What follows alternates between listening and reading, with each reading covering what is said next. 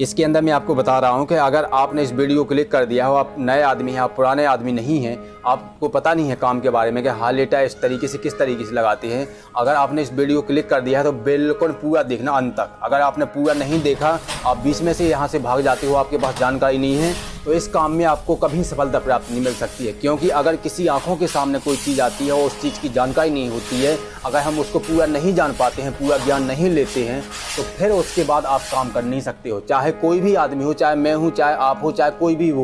इसलिए अगर आप काम इस लाइन में आप रहते हो तो बिल्कुल शुरू से लेकर अंत तक देखना। अगर आपने नहीं जाना तो अगर आपके सामने अगर ईश्वर भी आ जाएगा तब भी आपका कुछ होने वाला नहीं है। आप ऊपर से नीचे गिर जाओगे, लेकिन कभी आप आगे नहीं बढ़ सकते हो। ठीक है, यहाँ पे देखिए इस टाइल्स को मैंने लगाया है तो कहीं भी बिल्कुल जॉइंट पता नहीं चलता है कि कहीं जॉइंट है। इस टाइल्स के अंदर इतना फ्रेश गुनिया आया है, इतना अच्छा टाइल्स है ये, इतना फ्रेश, इसके अंदर इतना अच्छा गुनिया बना हुआ है कि नीचे से एक टाइल्स को लेवल में कर लिया और सामने से बिल्कुल साहुल कर लिया, उसके बाद बाकी टाइल्स लगाया है तो कहीं भी बिल्कुल गैप नहीं आया है, कहीं भी गैप नहीं आया है। पूरा सट के टाइल्स लगा हुआ है पूरा। ठीक है, आप इसके अंदर ग्राउट भी नहीं करेंगे।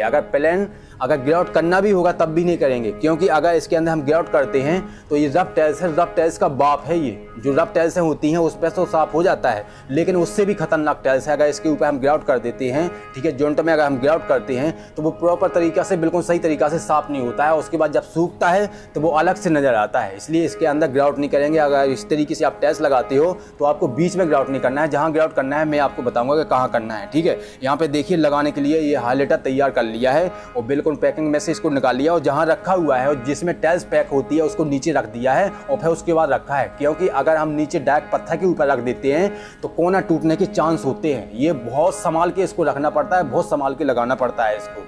ठीक है, क्योंकि पूरा एक ही साइज बना हुआ है, पूरा का पूरा एक ही बना हुआ है, पूरा 4x2 का हाईलाइट है। ठीक है, यहाँ पे देखिए इस तरीके से बिल्कुल लगाने के लिए पूरा चाल बना लिया है। इधर पेंसिल लगा लिया, नीचे पेंसिल लगा दिया है। अब उस हाईलाइटर को लगा देंगे। ठीक है, हाईलाइटर बिल्कुल सही तरीका से लगा देंगे, बिल्कुल आसानी से। ठीक है, इसमें कोई छेड़खानी नहीं करेंगे। अगर छेड़खानी आप करते हो, उस हाईलाइटर के अंदर जाना ठोका पीटी करते हो, ठीक है, आपका प्लास्टर सही नहीं हुआ है फंटी में, तो उसके बाद अगर ठोकोगे पीटोगे तो बराबर भी नहीं आएगा और टूटने के चांस होंगे। क्योंकि अगर टूट जाता है तो ये बहुत महंगा होता है, ये टाइल्स से भी महंगा होता है। इसलिए लगाते वक्त इस चीज़ों का आपको ध्यान रखना है। आपको डरना नहीं है।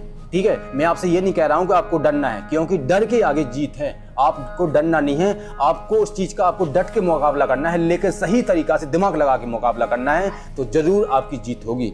यहाँ पे देखिए इस तरीके से ये इधर भी टाइल्स लगा दिया है, उधर भी टाइल्स लगा दिया है और हाईलाइटर को बिल्कुल 20 सेंटर में लिया है। अगर दीवार 8 फुट का, 9 फुट का, 10 फुट का होता है तो उसको 20 सेंटर में लगाया जाता है। अगर 20 सेंटर में हाईलाइटर को लगाते हैं तो देखने में बहुत अच्छा लगता है। अगर कोई हाईलाइटर के ऊपर अगर लाइट होती है तो उसको भी 20 सेंटर में होना चाहिए। अगर इधर उधर होता है तो उसको 20 सेंटर में करना है। आप किसी का काम करते हो तो उन्हें बताना है कि ये लाइट इधर हो जाता है, इधर हो जाता है, आपको करना है। अगर उनकी सहमति से आप वो बोल देते हैं कि हाँ आप कर दो, कोई बात नहीं, चल जाएगा, तब आपको करना है, लेकिन आपको अपनी मर्जी नहीं चलाना है इसके अंदर। ठीक है, यहाँ पे देखिए बिल्कुल पूरा टाइल्स को लगा दिया है और पूरा बिल्कुल सफाई करके पूरा बिल्कुल रेडी कर दिया है इसको। ठीक है, इसको परसों सफाई किया था, अभी मैंने इसको सफाई कर दिया है और उसके बाद जब दूसरे दिन आते हैं तो प्रॉपर तरीके से बिल्कुल साफ़ नहीं होता है, क्योंकि रफ टाइल्स है। तो फिर से इसको साफ़ किया है और फिर उसके बाद ग्राउट किया है। ग्राउट कहाँ किया है मैं आपको बता देता हूँ।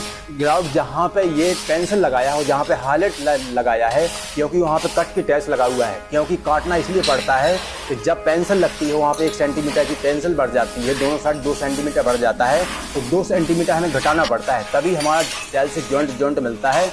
और अगर जॉइंट में जॉइंट नहीं मिलता है तो इस तरीके से डिजाइन नहीं बनता है। इसलिए इन चीज़ों को आपको ध्यान रखना है और खाली आपको ग्राउट करना है। तो जहाँ पे आपने काट के टाइल्स लगाया है, जहाँ पे गैप है वहाँ पे बारीकी से आपको उंगली से भरना है। आपको पत्ती से नहीं भरना है, उंगली से जहाँ पे गैप है वहीं से आपको आराम से भरना है और उसके बाद तुरंत साफ कर देना है। अगर आपने ऐसा काम कर लिया तो आपका काम बहुत शानदार हो जाएगा। अगर आपने सफाई में लापरवाही कर दिया तो उसके बाद आप इसको कितना ही साफ़ कीजिए, बहुत गंदा टाइल्स लगने लगता है। लेकिन साफ़ हो जाता है तो देखने में इतना शानदार लगता है कि आपका मन खुश हो जाएगा। ठीक है, नीचे स्टार्टिंग के नीचे भर दिया है, जहाँ पर नीचे टाइल्स को काटा है वहाँ पर भर दिया है और जहाँ पर हाईलाइटर लगाया है, जहाँ पर मूर्ति लगाया है, वहाँ पर बिल्कुल ग्राउटिंग कर दिया है और कहीं नहीं भरा है, और कहीं नहीं भरा है। क्योंकि अगर और कहीं भरते हैं तो आसानी से वो साफ़ नहीं होता है और भरने की जगह है ही नहीं है, तो टाइल्स को क्यों हम ख़राब करेंगे। इसलिए कभी अगर आप टाइल्स लगाते हो तो अगर इस तरीके से अगर हाइलाइटर में चमकीला चमकीला होता है, तो उसको आप नॉर्मल कपड़े से आपको साफ़ करना है। अगर आपने कोई ठोस चीज़ से, आप लोहे से ब्रश से आपको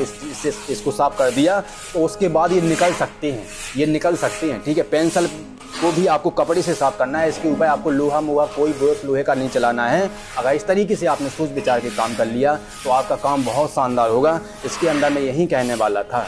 मुझे विश्वास है कि आप समझ गए होंगे। अगर समझ गए हैं तो चैनल को सब्सक्राइब, लाइक कीजिए।